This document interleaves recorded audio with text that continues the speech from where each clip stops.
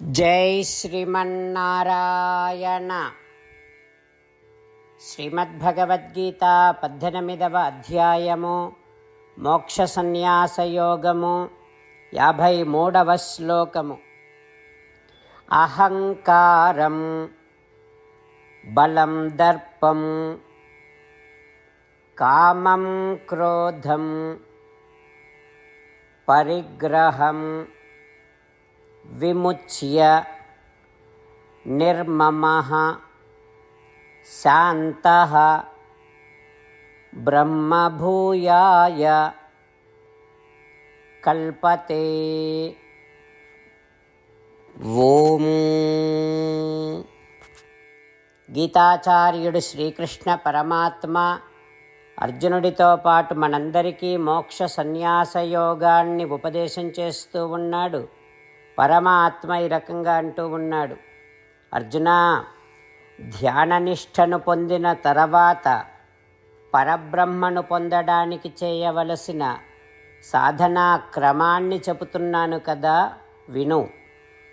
అయితే వారు ఎట్లాంటి జీవనాన్ని సాగించాలి అనంటే, దేహమే నేను అనేటటువంటి భ్రాంతి వారికి ఉండకూడదు.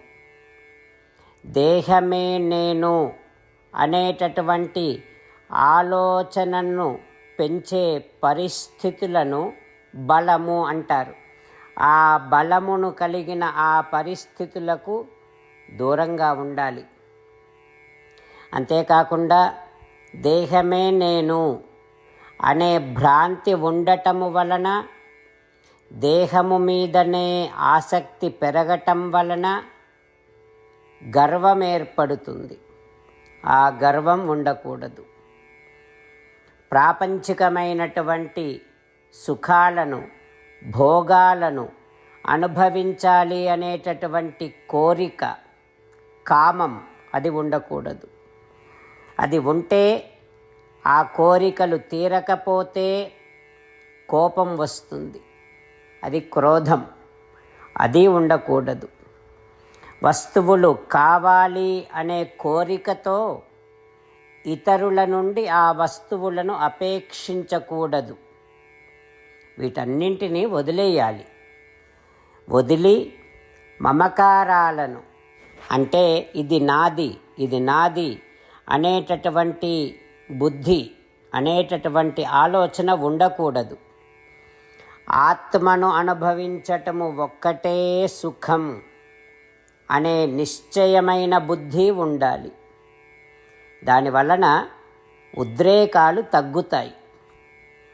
అర్జున, ఇట్లాంటి సాధన చేస్తే ఆత్మానుభవ సుఖాన్ని పొందడానికి అర్హుడవుతాడు అంటూ శ్రీకృష్ణ పరమాత్మ ధ్యాననిష్టను పొందిన తర్వాత ఎట్లాంటి సాధన చేస్తే పరబ్రహ్మను, శాశ్వతమైనటువంటి ఆత్మానుభవ సుఖాన్ని పొందుతాడో చెబుతూ ఉన్నాడు.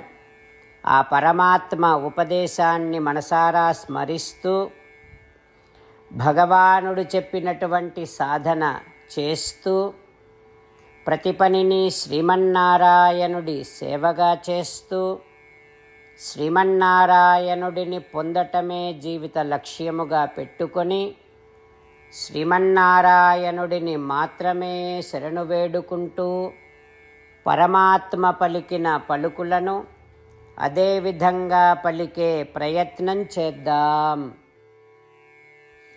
అహంకారం బలం దర్పం కామం క్రోధం పరిగ్రహం విముచ్య నిర్మమః శాంతో బ్రహ్మభూయాయ కల్పతే.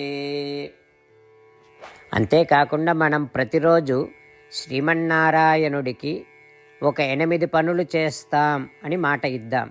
ఎందుకంటే శ్రీకృష్ణ భగవానుడు 18వ అధ్యాయములో 65 నుండి 70వ శ్లోకాల ద్వారా శ్రీమద్భగవద్గీత అంతటికీ సారభూతముగా మనకు 8 పనులు చేయమని చెప్పాడు. అలా చేస్తే చాలు, నేను మిమ్మల్ని అన్ని విధాలుగా రక్షిస్తా అని ప్రమాణపూర్వకముగా ప్రతిజ్ఞ కూడా చేశాడు. అందుకని శ్రీమద్భగవద్గీతను అంతటినీ విన్న తర్వాత అర్జునుడు కూడా చివరకు కరిష్యే వచనం తవ, కృష్ణ నువ్వు చెప్పినట్టే చేస్తా అని అన్నాడు కనుకనే భగవానుడు అర్జునుడికి అన్ని విధాల విజయాన్ని అందించాడు. మనం కూడా ప్రతిరోజు శ్రీమన్నారాయణుడికి ఆ రకంగానే మాట ఇద్దాం. 8 పనులు చేస్తాం అని మనము మాట ఇస్తే అది అష్టాక్షరీ మహామంత్ర జపము చేసినటువంటి ఫలితాన్ని మనకు ప్రతిరోజు ఇస్తుంది. ఇట్లా మాట ఇవ్వటం కంటే గొప్ప పూజ, యజ్ఞము, తపస్సు మరొక్కటి లేనే లేదు. అందుకని నేను అంటూ ఉంటాను, మీరు మనస్సులో భావిస్తూ ఉండండి. ఈ రకంగా మనము మాట ఇస్తూ ఉంటే శ్రీకృష్ణ భగవానుడి ముఖారవిందములో కలిగేటటువంటి ఆనందాన్ని మనం ప్రతిరోజు దర్శిద్దాం, ఆస్వాదిద్దాం. జై శ్రీమన్నారాయణ. హో శ్రీమన్నారాయణ, నువ్వు చెయ్యమన్నట్టే నేను నిన్నే సంతతము ధ్యానము చేస్తూ ఉంటా. హో శ్రీమన్నారాయణ, నువ్వు చెప్పినట్టే నేను నీ భక్తుడిగానే ఉంటా.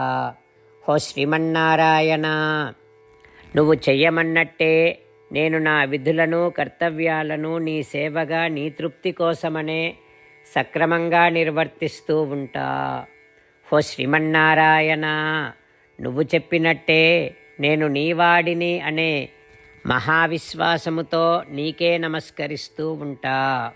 హో శ్రీమన్నారాయణ, మామేకం శరణం వ్రజ, నన్ను ఒక్కడిని మాత్రమే శరణు వేడుకో అని నువ్వే అన్నావు కనుక నేను నిన్ను ఒక్కడిని మాత్రమే శరణు వేడుకుంటా. హో శ్రీమన్నారాయణ, మా శుచః, ఇక దుఃఖించకు అని నువ్వే నాకు భరోసా ఇస్తున్నావు కనుక నేను ఇక దుఃఖించను. హో శ్రీమన్నారాయణ, నువ్వు చెప్పినట్టే నువ్వు నా కోసమని అనుగ్రహించినటువంటి శ్రీమద్భగవద్గీతను ప్రతిరోజు కనీసము ఒక్క శ్లోకాన్నైనా జ్ఞాపకం చేసుకుంటూ శ్రీమద్భగవద్గీతను అనుసంధానము చేస్తూ ఉంటా. హో శ్రీమన్నారాయణ, నువ్వు చెప్పినట్టే నువ్వందరి కోసమని చెప్పినటువంటి శ్రీమద్భగవద్గీతను తెలియని భక్తులందరికీ తెలియచేసే నా వంతు ప్రయత్నాన్ని నేను నిరంతరము కొనసాగిస్తూనే ఉంటా. హో శ్రీమన్నారాయణ, నేను నువ్వు చెప్పినట్టే చేస్తా, నీకు నచ్చినట్టే ప్రవర్తిస్తా, నీకోసమే పని చేస్తూ ఉంటా. కరిష్యే వచనం తవ. అహంకారం బలం దర్పం కామం క్రోధం పరిగ్రహం విముచ్య నిర్మమః శాంతః బ్రహ్మభూయాయ కల్పతే. ఓం. అహంకారం బలం దర్పం కామం క్రోధం పరిగ్రహం విముచ్య నిర్మమః శాంతో బ్రహ్మభూయాయ కల్పతే.